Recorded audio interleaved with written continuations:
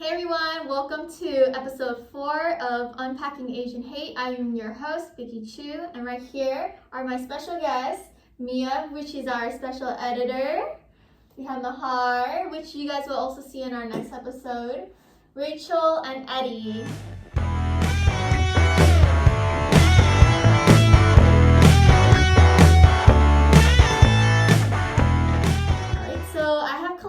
A couple tweets from Twitter, and I'll be asking you guys the questions, and just give me your thoughts, or you guys can include your personal experiences also. Sounds good? Sounds good. Great. All right, let's get started. First, we have our first at Eduardo Loves Dodgers. His question is, what's the difference between assault battery and a hate crime? The main difference is motive. Hate crimes, the main motive is their person's religion, ethnicity, color of the skin, sexuality, while assault batteries tend to be more random. Hopefully they tend not to be based on someone's characteristics, if that makes sense. It's usually something like actual personal vendetta or some form of anger for them personally. Yeah, and relating this question back to COVID-19, there are of course a lot of people who would like to downplay the hate crimes that have happened against Asian Americans during this pandemic, literally only because of the fact that they are Asian. Mm-hmm. So given this ambiguity between what a hate crime can be and just what battery and assault is, I'm sure there are lots of cases where basically there were hate crimes specifically targeting the Asian American community. However, it was simply just written off as battery or assault to, of course, just keep statistics low on how much true Asian hate crimes are happening. That's why the Asian Hate Crime Act is trying to battle against by sending people from the Department of Justice to help make some clarifications on those differences between hate crimes and just regular assault and batteries, and hopefully bring more awareness to this.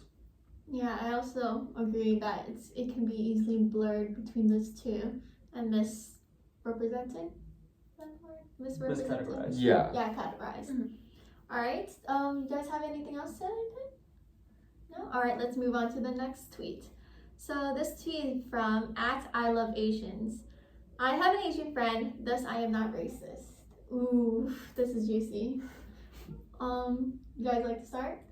Yes, I think this is seen a lot in modern society where you're kind of associating yourself with specific people to kind of hide behind a wall. Mm-hmm. And really it's just you kind of being subtly racist because you're, again, like I said, hiding behind a wall. Mm-hmm. And I think with a bunch of cancel culture right now, and with the uprise of Asian hate during COVID, maybe some people feel like, oh, I have to protect myself so I don't get canceled, I am not racist by having stating that, Exactly. But it's not okay. Mm-hmm. Right, they're using their friends who are minorities as a shield to their own actual ideals that they have. Mm-hmm. And I feel like a lot of times when people use this to kind of justify these small snarky comments they make, especially about COVID and things like that, it's just not okay. Yeah. Mm-hmm.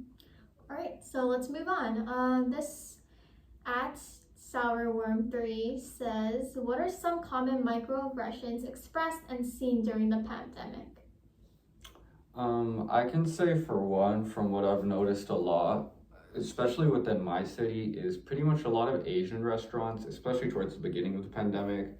Asian restaurants, Asian-owned restaurants were just dead empty the moment the pandemic started. Mm-hmm. Of course, there was no greater risk in going to these restaurants. You had no higher chance of getting COVID or anything. It's just, for some reason, the source of COVID, or they just needed a source of someone to blame, was Asian Americans. So they didn't support their businesses. Lots of Asian American businesses did start failing, and they just happened to struggle a lot when, again, they really had nothing to do with the pandemic. Mm-hmm. So it's pretty much just a microaggression towards the entire Asian community, since of course it is a very popular belief that COVID did originate within China. Mm-hmm. So even Chinese people and even any type of East Asian people, which would be considered Asian looking people by them, are pretty much being discriminated against for, again, no reason whatsoever. Yeah, I agree. And it's one thing to not eat at a restaurant because you're scared of catching COVID. I think that's very reasonable, right? To be fear the virus.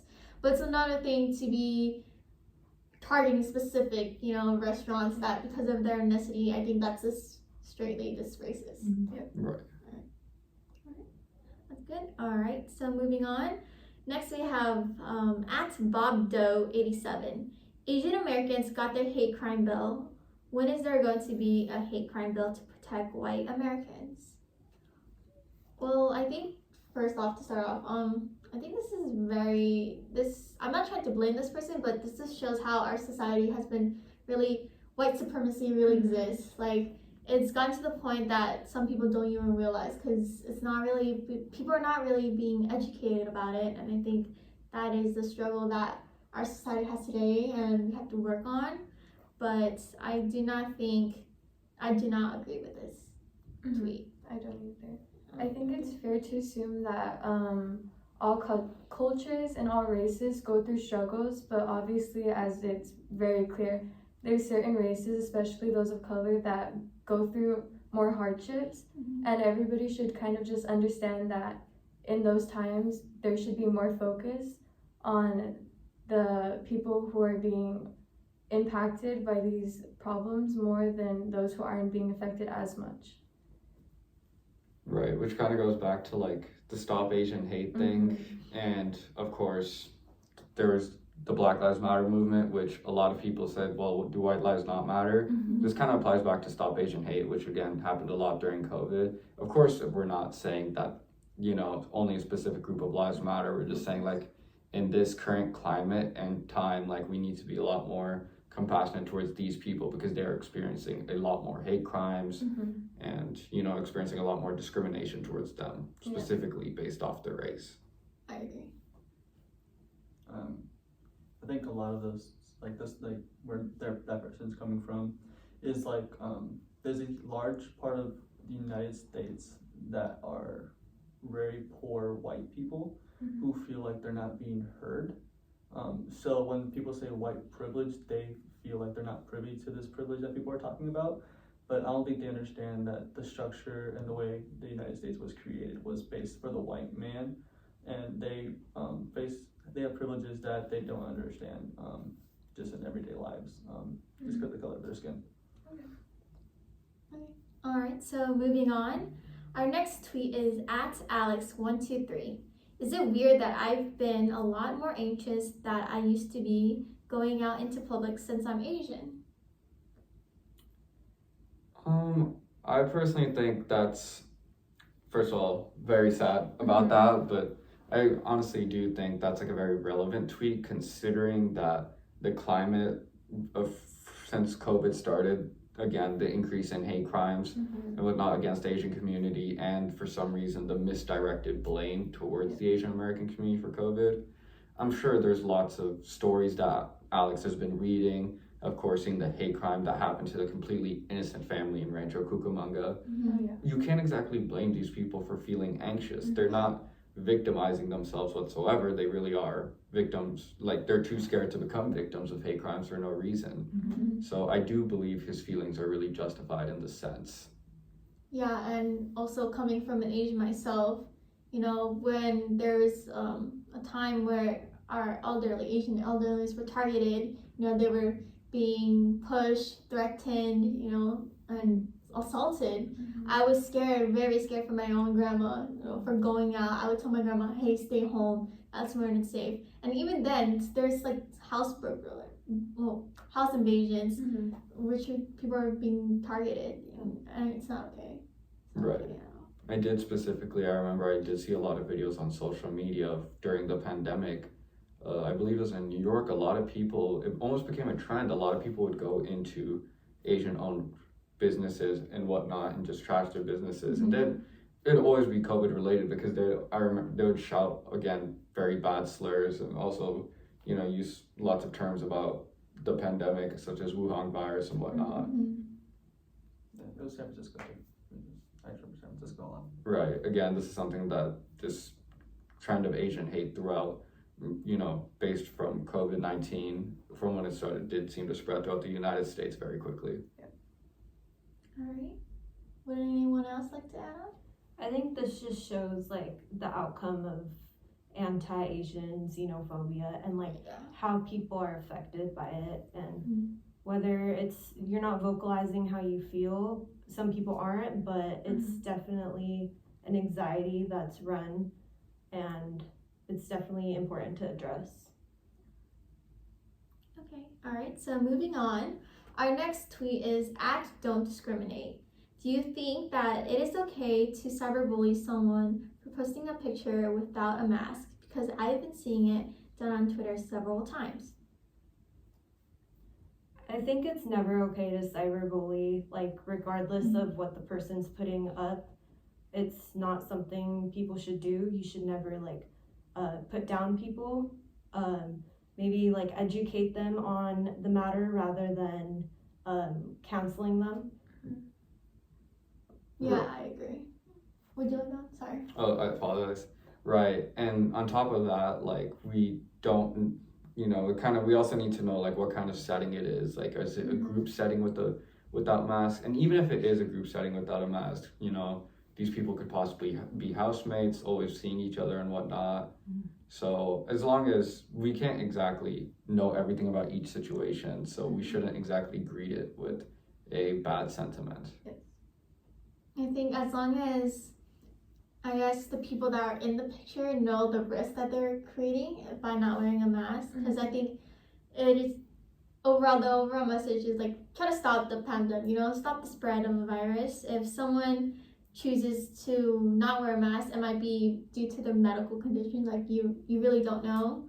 But also cyberbullying is not, like what Rachel said, is not okay to begin with. So as long as the overall message of like just educating everyone, I think that's the best you can do, to contribute.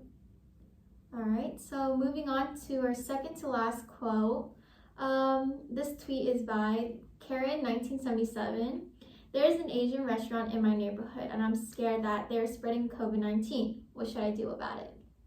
I think this relates back to the question that was previously mentioned and how you stated that, like, if you're not comfortable, I think it depends. Oh, I messed up. No, Scratch what I said. No worries, continue. No, I think I get the idea of what you're saying. Of where like if you don't want to go out and eat and stay home, then that's completely okay, But there shouldn't be a specific restaurant you don't want to go out and eat to just because. Yes, thank you. It's an Asian restaurant.